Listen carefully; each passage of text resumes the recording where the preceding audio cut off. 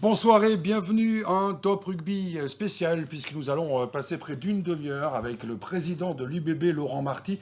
Beaucoup de sujets à aborder forcément avec lui, l'avenir du club, la Champions Cup, le Top 14 et puis bien évidemment avec Mathieu Dalzovo, les dossiers chauds de la journée. On va commencer bien évidemment par la nouvelle qui est tombée en milieu d'après-midi. Christophe Furios pour 2 ans de plus à l'UBB. Votre réaction, Laurent Marty, visiblement sur les réseaux sociaux, vous êtes ravi. Oui, c'est le mot, ravi.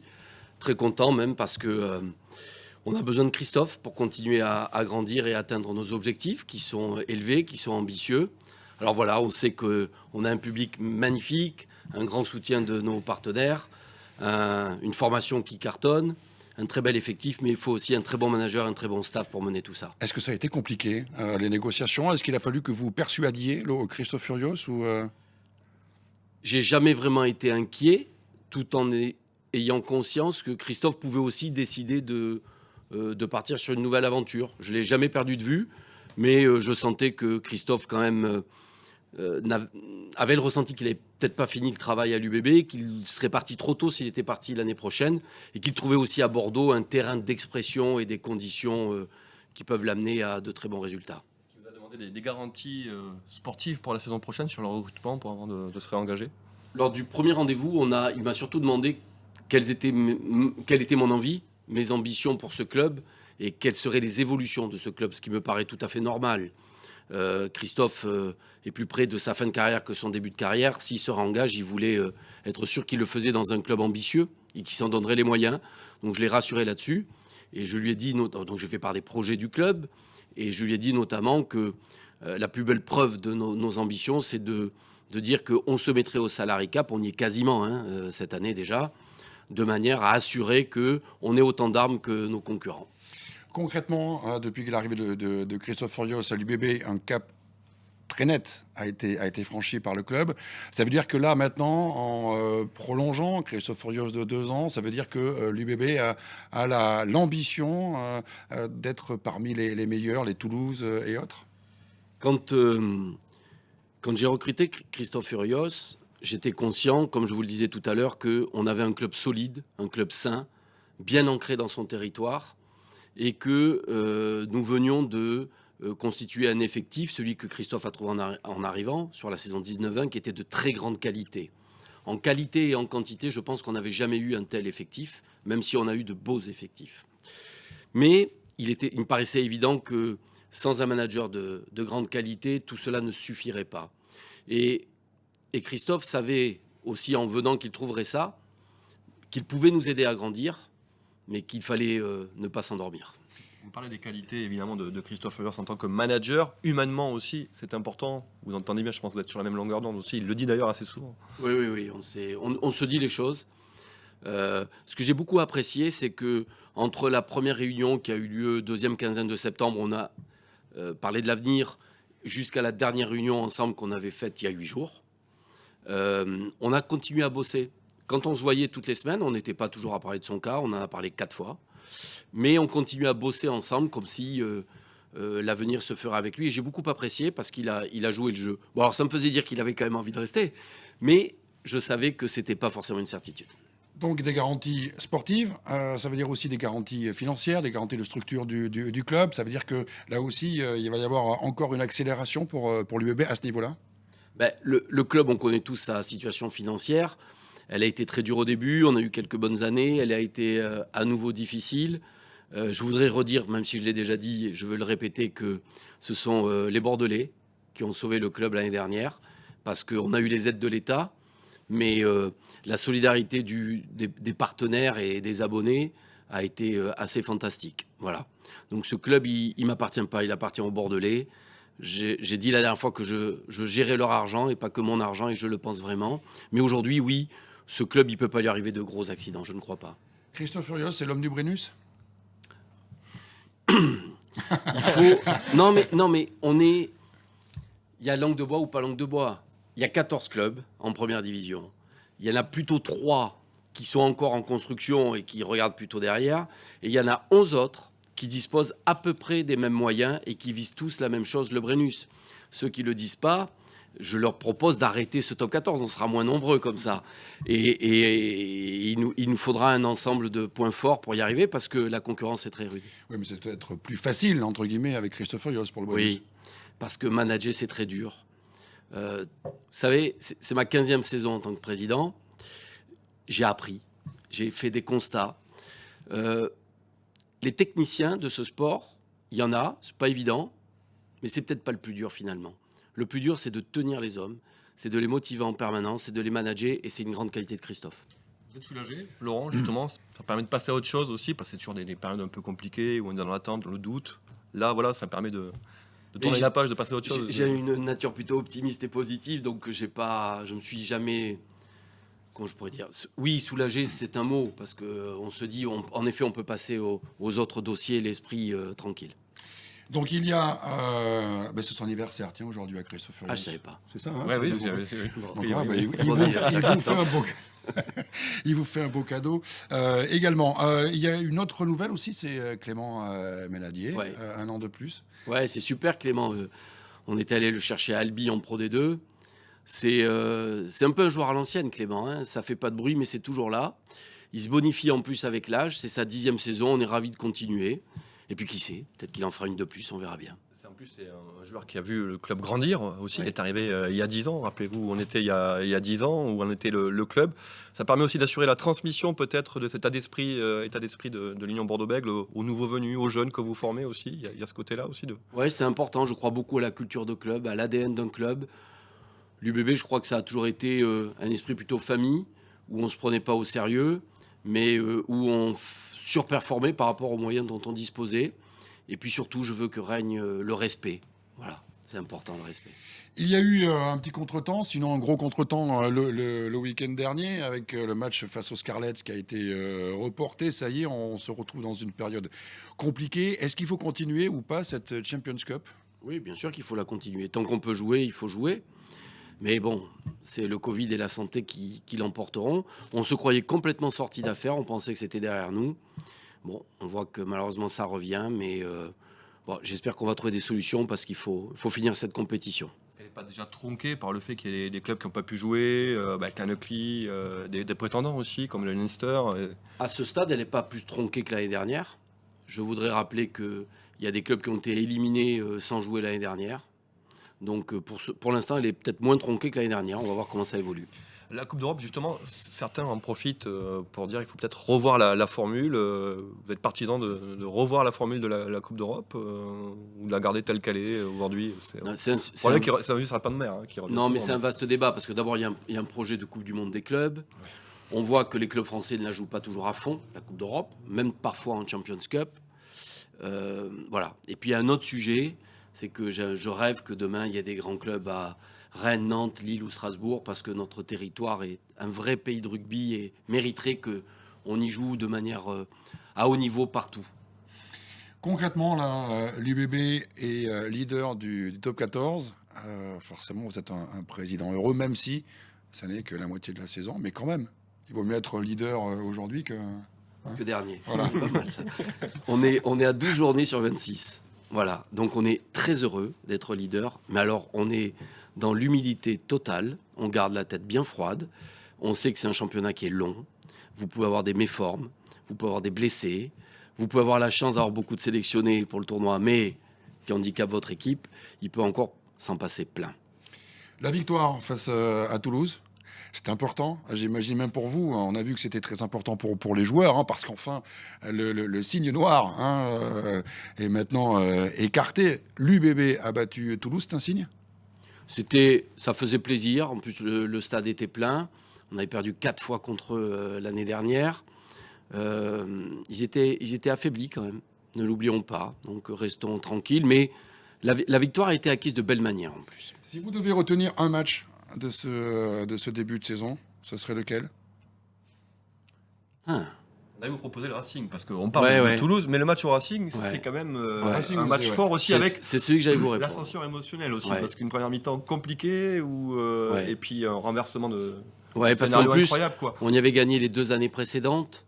Donc, il gagnait à nouveau comme ça, avec la manière en deuxième mi-temps. Après, comme vous le dites, une première mi-temps très compliquée. contre une grosse équipe du top 14, on se dit, tiens, on franchit un palier. Là. On va faire une petite pause, Laurent Marty. On va rester quand même sur la nouvelle. Donc, c'est la signature de Christophe Furios pour 2 ans de plus à l'UBB. Christophe Furios dit que cette saison, à l'UBB, il sent l'esprit de la gagne. Que c'est vraiment quelque chose qu'il sent profondément, aussi bien au niveau du collectif qu'au niveau individuel. Chaque joueur vraiment a pris conscience de la nécessité de faire toujours plus. Est-ce que c'est votre sentiment à vous? Est-ce que l'UBB de ce début de saison est un peu différente de celle de la saison dernière par rapport à ça, justement? C'est bizarre parce que personnellement, j'ai le sentiment qu'elle était encore plus qualitative en 19-20. Alors qualitative peut-être sur quelques individualités comme Semir Adradra qui a amené un vrai plus, mais elle avait peut-être une marge de manœuvre parce que les concurrents étaient un peu moins bien cette année-là, rappelez-vous. Mais je suis d'accord que globalement, elle dégage plus de force collective. Et puis on a aussi des joueurs qui sortent comme Yoram Moefana par exemple, qui remplace Semir Adradra très bien. Voilà, c'est l'effet Urios qui va pouvoir continuer à faire cet effet-là pendant 2 ans de plus à l'UBB. Nous allons continuer, Président, à parler transfert. On a évoqué le cas Christophe Urios et le cas Ménadier. C'était le dossier chaud, on va dire, de cette journée. Au niveau des départs, il y a Paiva pour La Rochelle, c'est Oteni pour La Rochelle aussi. Alors, on a l'impression que c'est quoi? C'est une hémorragie? Il y a des chaque année il y a des départs dans d'autres clubs aussi. Hein. Ceux qui on va recrutent beaucoup ont beaucoup de départs aussi. Ouais. Mais il y en a qui parlent que de leurs recrues, pas de leurs départs. Nous on parle beaucoup de nos départs. Mais on va en parler des recrues. Ouais, non mais bon alors le recrutement j'en parle avec Christophe, mais c'est Christophe qui a le dernier mot. Mais sur un recrutement on peut argumenter, on échange beaucoup avec chacun beaucoup de recul et c'est super intéressant. Et je le redis, c'est Christophe qui a le dernier mot. Sur les départs souhaités par le club, c'est Christophe qui décide. Donc là, je ne vais pas argumenter sur des joueurs qu'il entraîne depuis 2 ans et demi. Voilà. Donc il y a eu des départs, il y a eu des choix faits par Christophe et son staff. UJ Seteni est un départ non souhaité, qui nous a un petit peu surpris, mais on n'a pas pu faire grand-chose. Voilà. Puis dans le même temps, on recrute. On évoque aussi le départ de Ben Lam.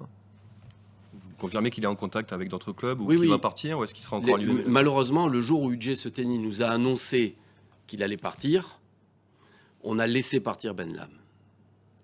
Alors qu'on s'apprêtait à lui faire une proposition pour qu'il reste. On savait quelle proposition il aurait acceptée. Pourquoi? Parce qu'à ce moment-là, on vient de perdre un centre GIF.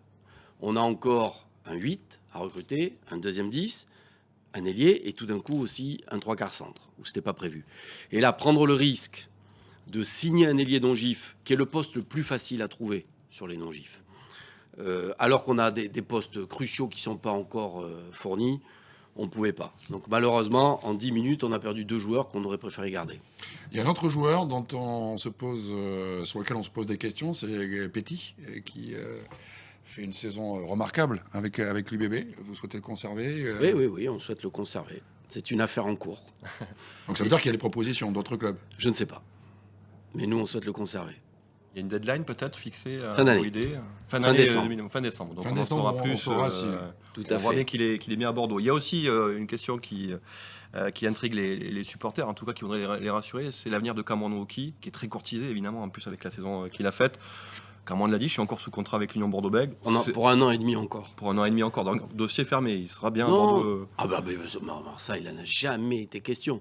Il finira son contrat, c'est une évidence. Mais, sauf s'il me menace avec un revolver, mais ça ne devrait pas arriver. Bon, quand même. Pas le genre, quand même. Non, mais simplement, il faudra anticiper. C'est le genre de contrat, il vaut mieux pas attendre le mois de juillet. Alors, quand on regarde un petit peu, effectivement, les arrivées, les départs, tout le monde se tourne vers La Rochelle, en disant « Ouh là là, La Rochelle, la saison prochaine, ils vont faire une équipe de fous ». Ça vous inquiète ou vous êtes en train de faire la même? Non, mais La Rochelle est un club qui travaille excessivement bien. D'ailleurs, ses résultats le confirment ces dernières saisons. Mais vous savez, quand je recrute personnellement, je me pose une question. C'est si nous recrutons ce joueur, est-ce qu'il serait titulaire dans des équipes qu'on estime concurrentes? Et quand je regarde les recrutements de nos concurrents, je me demande si les joueurs qu'ils ont recrutés seraient titulaires chez nous. Voilà. Parfois, je suis rassuré, parfois non. Et voilà. La Rochelle qui a recruté au poste de 10 le Palois Antoine Astoy, qui est une bonne pioche quand même. Mathieu Jalibert. Vous avez Mathieu Jalibert et vous cherchez un deuxième 10. Les regards se retournent vers Toulouse, et Zach Holmes notamment. Ça fait partie des pistes ou même c'est déjà il fait partie des signé pistes, peut-être. Mais je vais vous dire une petite chose. Il y a des bruits qui circulent, qu'on ne contredit pas forcément, mais il n'y aura aucune officialisation du club avant la date officielle d'ouverture des mutations. Pourquoi ? Par respect pour les clubs adverses. J'allais vous demander justement s'il faut, parce que ceux qui suivent le sport se disent, voilà, en football c'est réglementé, il y a une période où on annonce les transferts et puis en dehors on n'en parle pas. En rugby, il existe cette période-là parce qu'on a l'impression que voilà, c'est toute la saison. Est-ce qu'il faut mettre un peu plus de cadre là-dessus Bon, ça, je vais vous rappeler qu'il y a 3-4 ans de ça, la Ligue avait essayé de dire interdiction de communiquer avant le... Et alors c'était pire, puisque les journalistes passaient leur temps à absolument faire sortir l'info. Là, au moins, ça fuite, et après, on est tranquille. D'accord. Bon, voilà pour les dossiers transferts. Nous aurons bien évidemment l'occasion de faire le point. Il y avait eu un autre dossier qui a fait un petit peu de bruit il y a quelques semaines. C'est celui du Matmut. Visiblement, il y a eu des déclarations comme quoi il y avait un stade de trop à Bordeaux qu'il fallait voir avec le Matmut. Eh bien, écoutez, la semaine dernière, Mathieu Azoir, qui est adjoint au sport à la mairie de Bordeaux, était sur le plateau de 19h Sport. Question lui a été posée concernant effectivement cette question. Y a-t-il un stade de trop à Bordeaux ? Écoutez sa réponse. Non, il n'y a pas un stade de trop. Globalement, aujourd'hui, est-ce que l'UBB doit jouer ou pas au stade Matmut ? Je pense que c'est la responsabilité ou le choix d'un président Laurent Marty de voir ce qui est le mieux pour son club, ce qui est le mieux sportivement, ce qui est le mieux économiquement. Mais il me semble que opposer les deux stades alors que nous avons deux beaux clubs résidents dans chacun des enceintes serait une erreur. Chaban doit rester au rugby, le Matmut au foot. Il me semble que c'est plutôt une belle équation. Voilà, l'affaire est réglée, président, terminé ? Oui, je pense. C'était un feu de paille ? Mais il n'y a même pas de débat. Nous, on aime Chaban. Nos supporters, nos partenaires aiment Chaban, nos joueurs aiment Chaban. Et aller au Matmut, je l'ai déjà dit, il y a un problème financier, avant tout. Il y a aussi un problème d'envie. Alors bon, l'envie, si on est obligé d'y aller, on irait. Mais financièrement, aujourd'hui, l'UBB ne peut pas aller au Matmut. Le naming n'a pas fonctionné, vous le regrettez ? Oui, je le regrette parce que c'était une somme d'argent conséquente. Mais voilà, on n'a pas réussi à convaincre monsieur le maire de Bordeaux, dont acte. Ça n'empêche pas d'avoir des projets pour le stade, pour continuer d'aménager le stade Chaban-Delmas. En 2022, il y a des aménagements prévus Alors, la mairie de Bordeaux, d'abord, a un entretien à faire sur Chaban. C'est pas neutre, hein, parce que ce sont des choses qui ne se voient pas, comme reprendre l'électricité, etc. Mais il faut le faire. Ensuite, nous avons une promesse de la mairie pour passer en pelouse hybride. Ce serait pour l'été 2023. La mairie de Bordeaux a commencé à changer les écrans géants également. Et puis le plus grand projet qui nous reste, c'est construire une salle de réception digne de ce nom pour accueillir nos partenaires. Et là, nous travaillons sur une idée commune, mais qui n'est absolument pas arrêtée. Et ce sera la responsabilité de la mairie, qui se situerait plutôt derrière le stade, sur la plaine des sports. Pour faire quoi, hein ? Une salle de réception. Une salle de réception. Voilà. D'accord. Le prochain match de l'Union Bordeaux-Bègles, c'est à Toulon. Hein. On revient au top 14 avec la possibilité d'être peut-être sacré champion d'automne. Ça porte malheur. Ah bon, ok. Oh non. Tu m'as demandé si c'était anecdotique. Voilà, on n'y pense pas J'ai du tout. lu qu'un champion d'automne n'avait jamais gagné le Brennus. Alors, même si on est premier, on ne dira pas qu'on est Vous champion n'avez pas d'automne. souhaité la défaite quand Par même à contre, Mayol. je vais vous dire une chose. Il n'y a que 2 stades où nous n'avons jamais gagné l'UBB. Il y a Toulouse. Mais Toulouse, on a souvent perdu d'un point contre le cours du jeu. Et on y a fait match nul une année. Le stade où on est en défaite totale, en faillite totale, c'est Mayol. On n'a jamais fait un résultat à Mayol digne de ce nom. Attendu, en Cette tout saison, cas. alors. Je vous dis juste que ça n'est jamais arrivé.